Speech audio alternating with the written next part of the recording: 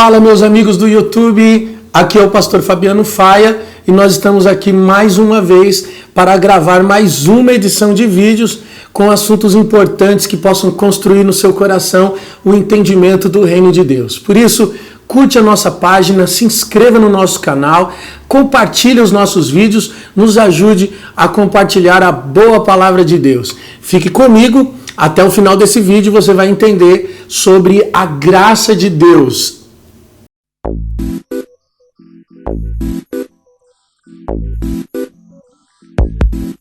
Hoje eu quero falar sobre a graça de Deus. A graça de Deus tem sido muito mal interpretada nos nossos dias. Hoje, as pessoas têm expressado a graça de Deus como se Deus relevasse toda e qualquer situação. Que lá no Antigo Testamento, o homem, se ele errasse, Deus matava ele. Que se o homem pisasse na bola, Deus tirava a sua própria vida, mas agora nós estamos no tempo da graça, e no tempo da graça Deus pondera tudo, Deus perdoa qualquer situação. Então nós temos um Deus diferente no Novo Testamento. Parece que Deus se converteu no Novo Testamento e se transformou na figura de amor. Mas na verdade Deus é o mesmo no Antigo Testamento e no Novo Testamento. Deus não mudou. Se nós olharmos lá para a Antiga Aliança, nós vamos perceber que a graça de Deus estava lá na Antiga Aliança, desde o princípio, desde os primeiros homens. A palavra de Deus para Caim foi a seguinte, em Gênesis capítulo 4, versículo 7, ele disse: se você fizer o bem, não é certo que serás aceito? Se não fizerdes o bem, então o pecado jaz à sua porta. Deus disse para Caim que ele será aceito se fizer o bem. Ora, queridos, isso não é a graça de Deus? Mais para frente você vai perceber que Caim matou seu irmão, ele cometeu uma maldade terrível. E a palavra de Deus para Caim foi uma palavra de proteção. No versículo de número 15, o Senhor disse assim: portanto, qualquer que matar a Caim, 7 vezes será castigado. E Deus pôs uma marca em Caim para que ninguém o encontrasse, para que ninguém o matasse. Isso é a graça de Deus, é a expressão da graça de Deus. Por qual motivo Deus teria em proteger Caim de morte? É a graça de Deus sendo manifesta. Gênesis capítulo 6, no versículo 8, a Bíblia diz que Noé achou graça diante dos olhos do Senhor. Deus resolveu recomeçar de novo com Noé, porque a terra andava em maldade. Mas Noé achou graça diante do Senhor. A graça de Deus estava lá no Antigo Testamento. Se você perceber no livro de Êxodo, capítulo 20, no versículo 13, quando Moisés conduz o povo no deserto, a Bíblia diz que Moisés falava com Deus face a face.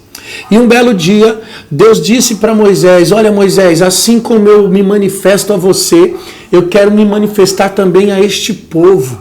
Deus ainda não havia dado a lei para Moisés. Mas a ideia de Deus era se manifestar ao povo da mesma forma que ele se manifestava a Moisés. Veja só a expressão da graça de Deus no Antigo Testamento.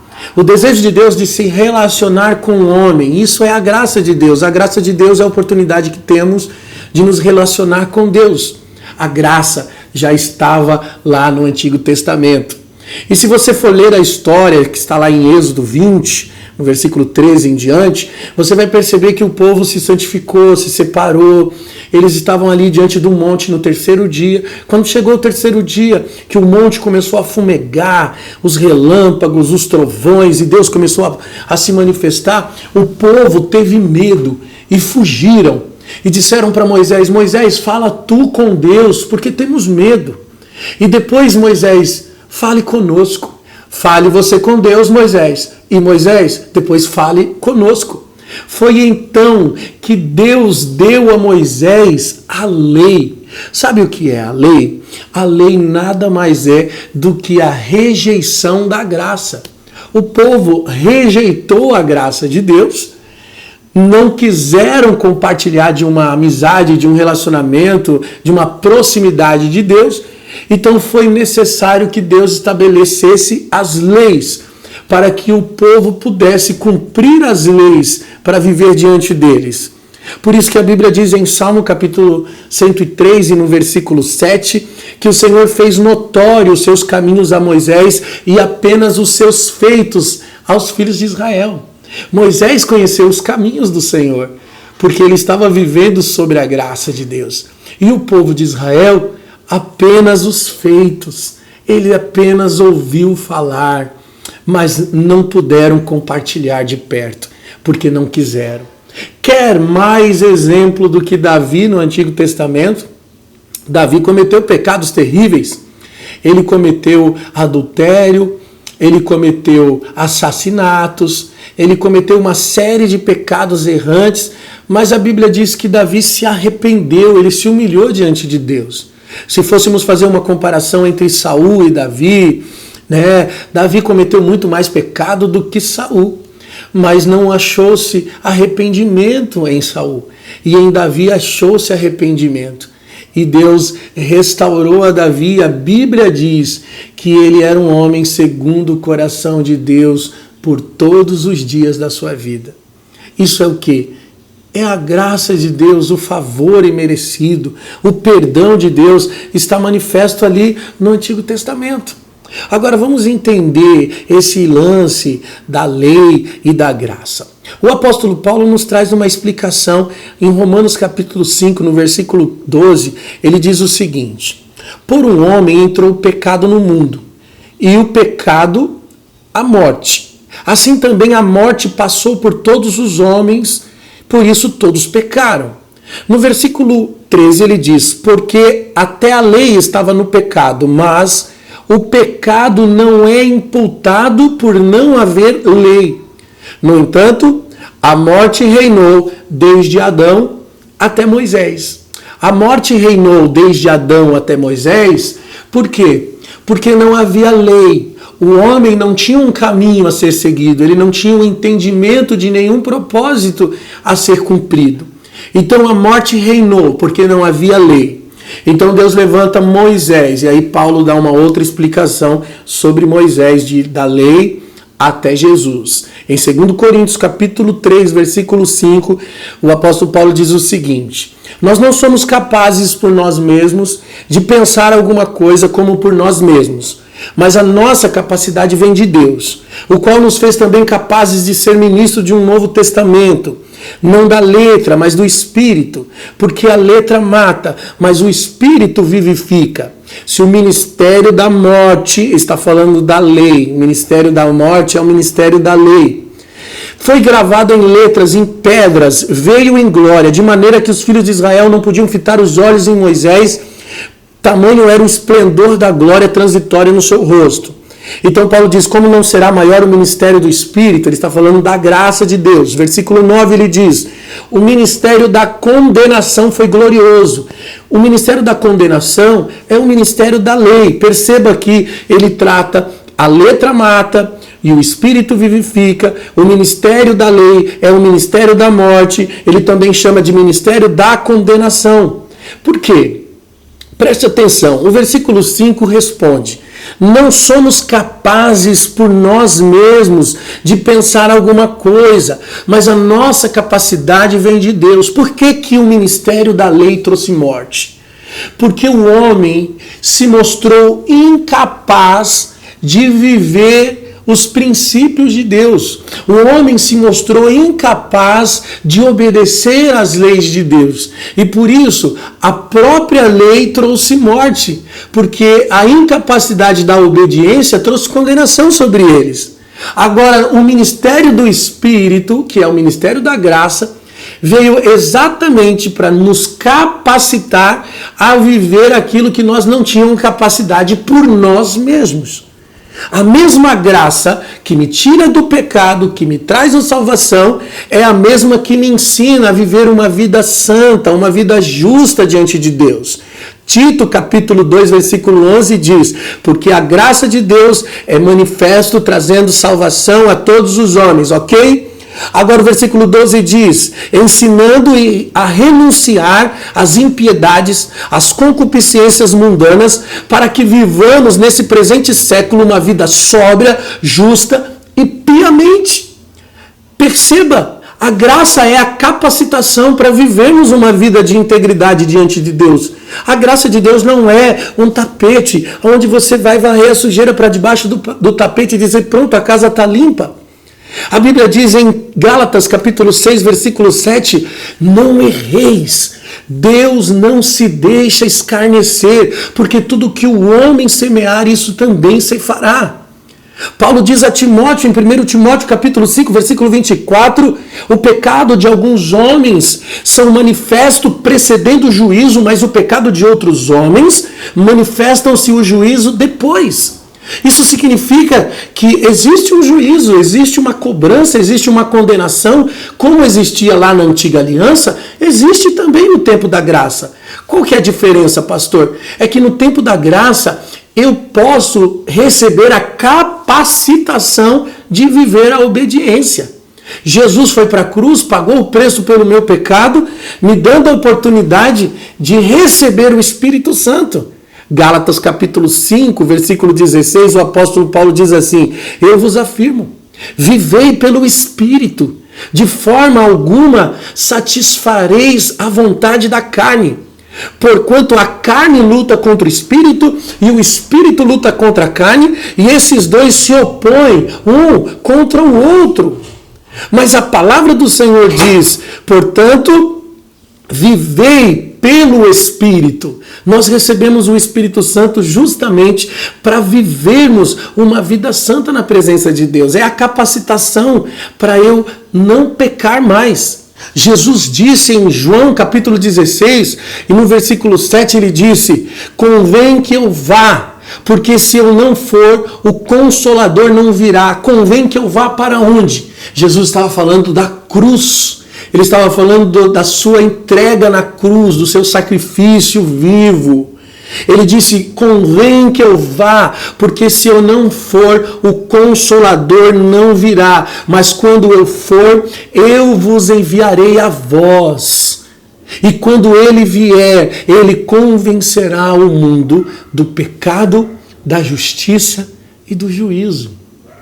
Quando ele vier, ele convencerá o mundo do pecado, da justiça e do juízo. E não é esse negócio de que a gente está na graça, que não é qualquer coisinha que vai levar você para o inferno. É mentira. Esse negócio de que a pregação, a mensagem tem que ser uma mensagem de ânimo, de alegria. Cuidado com isso, cara, porque a palavra de Deus diz que toda a escritura, toda, é divinamente inspirada e proveitosa para redarguir, para exortar e para instruir em justiça. Não é para ficar massageando o ego das pessoas, não. A graça de Deus é para me ensinar a viver uma vida santa na presença de Deus. A graça de Deus é para convencer do pecado, da justiça e do juízo. Olha para o Novo Testamento, tempo da graça. Quantos juízos nós vemos na Bíblia Sagrada no tempo da graça. Um dos exemplos é Herodes. Herodes morreu comido de bicho. Ananias e Safira, que mentiram para o Espírito Santo, mentiram para Pedro e caíram fulminados, caíram mortos diante do apóstolo Pedro. Sabe, a graça de Deus, ela é mais exigente do que a lei. A Bíblia diz que Deus não leva em conta o tempo da ignorância. Mas quando nós conhecemos, a quem mais é dado, mais lhe será cobrado. Agora eu conheço a palavra de Deus. Agora eu recebi o sacrifício de Cristo Jesus na cruz do Calvário. Poxa, a Bíblia diz que aqueles que cometem pecado depois de ter recebido o sacrifício da cruz estão crucificando Cristo novamente e levando ao vitupério, à vergonha, ao deboche. É isso que a Bíblia está dizendo. Nós não podemos achar que temos a liberdade de viver a nossa vida de qualquer maneira. Em 1 Timóteo 1,20, Paulo entrega Emineu e Alexandre nas mãos de Satanás para que eles aprendam a não blasfemar mais contra Deus.